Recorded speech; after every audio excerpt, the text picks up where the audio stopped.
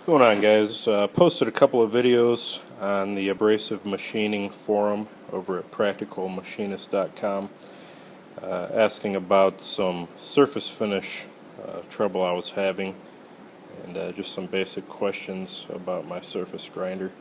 And got a lot of helpful information. Definitely want to thank everyone for that.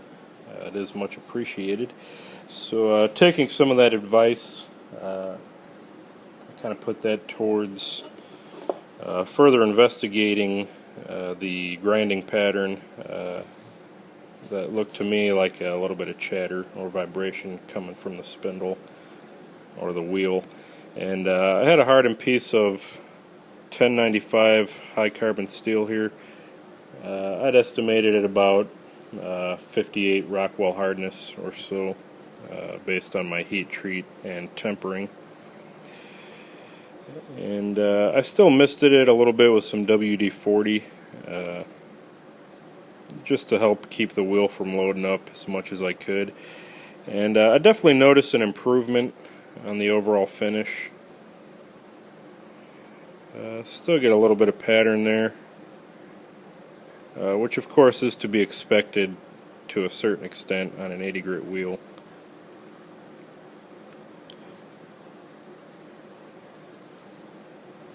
But I think it's definitely improved over the piece of mild steel. You can kind of see it on the back there a little better. It is a little bit tighter, a little less noticeable. And I am thinking that some of it may very well have to do with my spindle. I am noticing some variation in it when I put a dial indicator on the outer rim. Of course, this is just the locking nut there. There's a similar piece on the back side that the wheel goes up against. And I am noticing, I'd say about 4 to 5 thousandths variation out of round when it is mounted to my shaft. That being said, I have determined through measuring with some calipers that I'm looking at about a 3-inch taper per foot.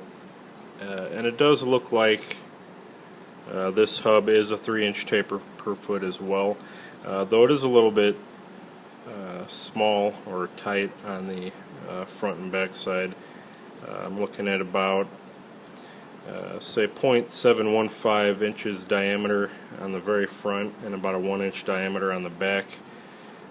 This hub is actually closer, I believe, to 0.670 inches diameter and maybe 0.96, 0.97 on the back. So I probably could get a new hub for this that would fit back a little bit better, maybe be a little bit truer, and that may take some of this pattern I'm seeing out.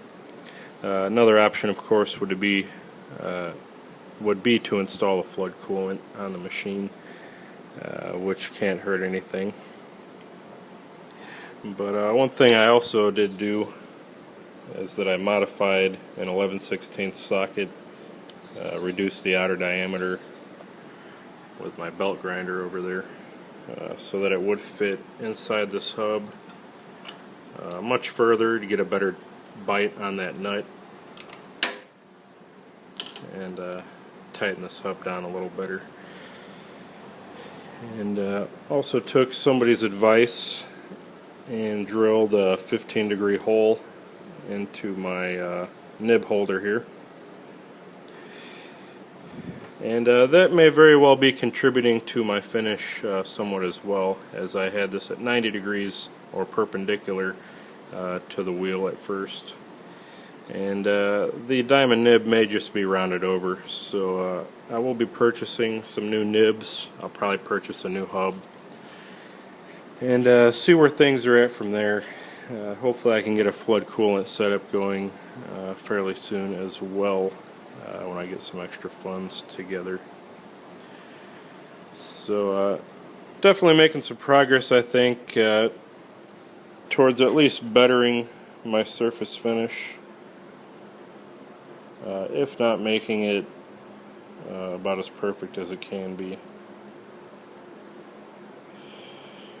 I don't necessarily need a mirror finish, but I would like something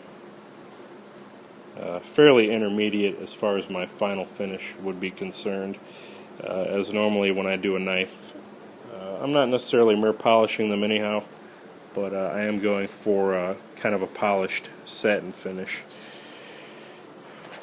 And this knife's a little worn, but it gives you a good example.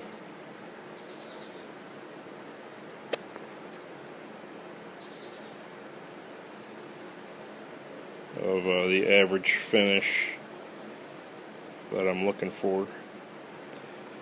Now I'm not expecting to get that from the surface grinder alone, obviously, but the closest I can get to that,